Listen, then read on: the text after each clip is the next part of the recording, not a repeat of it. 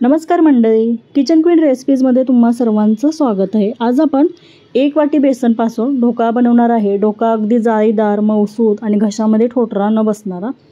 नाश्ता म्हटलं की शिरा, पोहे, उपीट असे पदार्थ घरी बनतातच। त्याबरोबर इडली, अप्पे, डोसा असे पदार्थ बनवले जातात। पण जे कोणी खवय्ये आहेत ज्यांना ढोकळा आवडतो त्यांच्या घरी ढोकळा हा नाश्त्यासाठी बनतोच। तसंच माझ्याही मुलांना आज ढोकळा खाण्याची फार इच्छा झालेली आणि अगदी घाई गडबडीत बनवायचा होता। एवढी गडबड झालेली की ढोकळा थंड होईपर्यंतही आम्ही थांबलेलो नव्हतो। चला तर तो कसा बनवला ते पाहूया। 1 वाटी बेसनचा ढोकळा बनवायचा होता, त्यासाठी पाऊण वाटी पाणी घेतलं। पाणी तुम्ही गरजेनुसार नंतर कमी अधिक करू शकता, म्हणजे तुमचं डाळीचं पीठ जाडसर आहे, बारीक दळलेलं आहे त्यावरही अवलंबून आहे। पाऊण वाटी पाणी होतं, 2 चमचे साखर घातली आणि किंचितसं त्यामध्ये मीठ घातलेलं आहे। हळद घालत असताना किंचित हळद घालायची आहे। हळद नाही घातली तरी चालेल, पण हळदीमुळे काय होतं, जास्त प्रमाणात हळद जर घातली तर ढोकळ्याचा रंग थोडासा लालसर होतो। म्हणून हळद घालत असताना चिमूटभर किंचित हळद घालायची आहे। यामध्ये अर्धा इंच आलं घेतलेलं आहे, 2 हिरव्या मिरच्या मी बारीक थोड्याशा कुटून घेतलेल्या आहेत। यामुळे ढोकळ्याची चवही छान लागते। तिखट मिरची तुम्ही तुमच्या चवीनुसार घेऊ शकता। इथे अर्धा चमचा सोडा घातलेला आहे, म्हणजे खायचा सोडा जो आहे तो अर्धा चमचा यामध्ये घातलेला आहे। ज्या चमच्याच्या साहाय्याने सर्व साहित्य मोजून घेतलेलं आहे त्याच चमच्याने 3 चमचे तेल आपण यामध्ये घालणार आहे। तेलामुळे ढोकळ्याला छान जाळी पडते, ढोकळा छान फुलून येतो आणि साखर घातल्यामुळे ढोकळा मऊसूत होतो।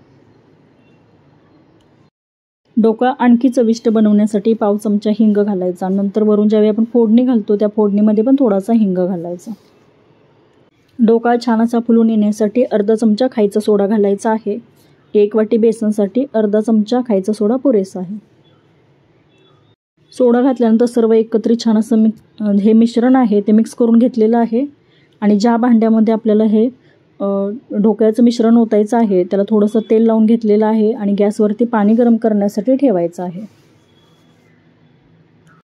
बेसन 2 ते 3 वेळा चाळून घ्यायचं आहे। 1 वाटी बेसन मी त्यामध्ये घातलेलं आहे आणि छान एकत्रित छान असं मिक्स करून घ्यायचं आहे। पाण्याची गरज जर वाटली तर थोडंसं त्यामध्ये पाणी तुम्ही ॲड करू शकता।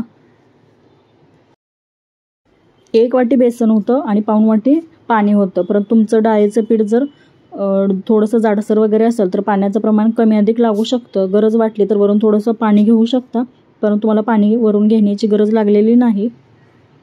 मिश्रण छान असं फेटून घ्यायचं आहे।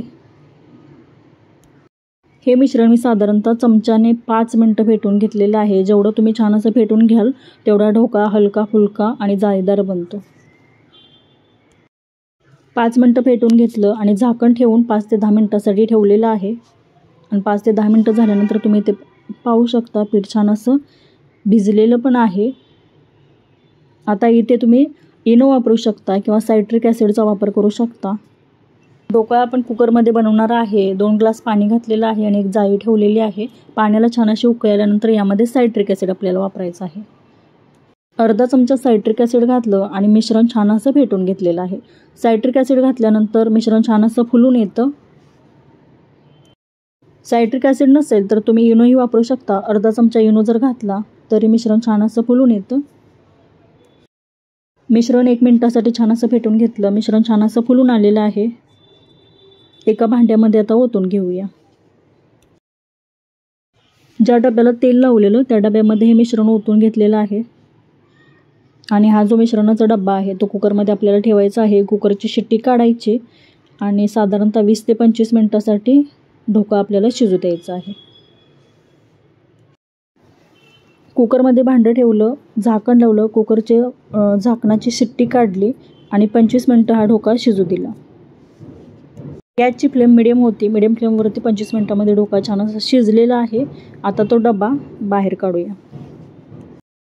ढोकळा थोडासा थंड होतोय तोपर्यंत फोडणी करून घेतलेली आहे। 1 चमचा तेल घातलं, जिरे मोहरी घातलेली आहे। त्यामध्ये कढीपत्ता नव्हता त्यामुळे कढीपत्ता घातला नाही। 2 ते 3 हिरव्या मिरच्या घातल्या, थोडासा हिंग घातला आणि साखरेचं पाणी त्यामध्ये बनवण्यासाठी थोडंसं पाणी घातलं आणि 2 चमचे त्यामध्ये साखर घातली। साखर त्यामध्ये विरघळेपर्यंत थोडंसं गरम होऊ दिलं। साखरेचं पाणी तयार झालं। डब्यातील ढोकळा एका प्लेटमध्ये काढून घेतलेला आहे। ढोका अगदी मऊसूत असा झालेला आहे, जाळीदार झालेला आहे. आपण ढोका कट करूया आणि वरून जी फोडणी करून घेतलेली ती वरून घालूया.